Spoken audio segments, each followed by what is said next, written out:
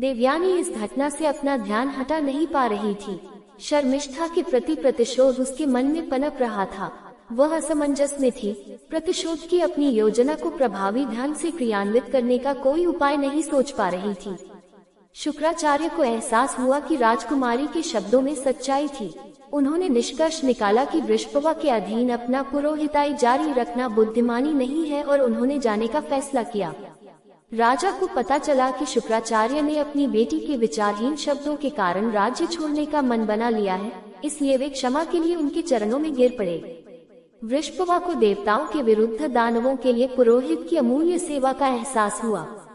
इसलिए राजा नहीं चाहते थे कि देवताओं के हाथों गुरु को खो दिया जाए, जो उनके साथ संबंध तोड़ने के बाद अपरिहार्य हो जाएगा। शुक्राचार्य का क्रोध हमेशा क्षणिक होता था। राजा की विनती से वे आसानी से शांत हो जाते थे। उन्होंने नर्म स्वर में कहा, मैं अपनी बेटी को दुख नहीं देना चाहता। वह आपकी बेटी के अपमान से बहुत दुखी है। मैं आपसे उसकी इच्छा पूरी करने का अनुरोध करता हूँ, जिसे मैं अनदेखा नहीं कर सकता। राजा ने इस पर सहमति जताई और देवयानी की प्रतिक्रिया का इंतजार किया। उसने अपने मन की बात बता दी। अब उसके पास शर्मिष्ठा को इसी तरह की अपमानजनक स्थिति में डालने का मौका था। उसने कहा कि जब वह शादी के बाद नए घर के लिए रवाना होगी तो शर्मिष्ठा को उसकी दासी के रूप में जाना होगा। रखी गई शर्त पर सहमति हो गई, क्योंकि बुद्धिमान राजकुमारी के मन में दानवों का कल्याण था। वह जानती थी कि उसके अनुकूल उत्तर से पुजारी को बनाए रखा जा सकता है। देवयानी और ययाति का विवाह हुआ और शर्मिष्ठा दासी के रूप में उसके साथ रही। शुक्राचार्य ने ययाति को कठोर चेतावनी दी कि वह शर्मिष्ठा के साथ किसी भी प्रकार के प्रेम संबंध से दूर रहे। समय बीतने के साथ देवयानी को एक पुत्र की प्राप्ति हुई। ये देखकर शर्मिष्ठा को भी पुत्र की अभिलाषा हुई। उसके आग्रह पर शुक्राचार्य की चेतावनी से भली भांति परिचित ययाति ने उसे पत्नी रूप में स्वीकार कर लिया। समय के साथ देवयानी के 2 पुत्र हुए, यदु और तुर्वसु, तथा शर्मिष्ठा के 3 पुत्र हुए, रुह्यु, अनु और पुरु। शर्मिष्ठा के पुत्रों को अपने पति की संतान जानकर देवयानी ने ययाति को त्यागने का निर्णय किया और अपने पिता के घर चली गई। ययाति की विनती उसे घर वापस नहीं ला सकी। चेतावनी की अनदेखी करने के कारण शुक्राचार्य उससे नाराज हुए। उन्होंने राजा को अपशब्द कहे और उसे समय से पहले बुढ़ापे का श्राप दे दिया।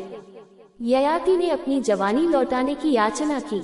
सांसारिक सुख की क्षणभंगुर प्रकृति से अनभिज्ञ राजा का मानना था कि श्राप ने उनके जीवन की सभी मूल्यवान आकांक्षाओं की रीढ़ तोड़ दी है।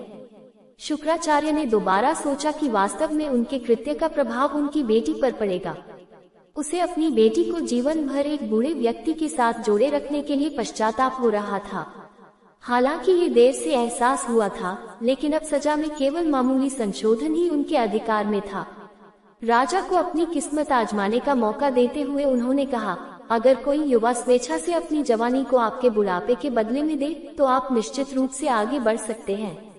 एक कारगर उपाय पाकर ययाति बड़ी आशाओं के साथ घर लौटे। देवयानी भी उनके साथ वापस आई। उन्होंने अपने पहले 4 पुत्रों से बारी बारी से अनुरोध किया, जिन्होंने स्पष्ट रूप से कहा कि बलिदान उनके बस की बात नहीं है। अंतिम पुत्र पुरु ही उनकी एकमात्र आशा था।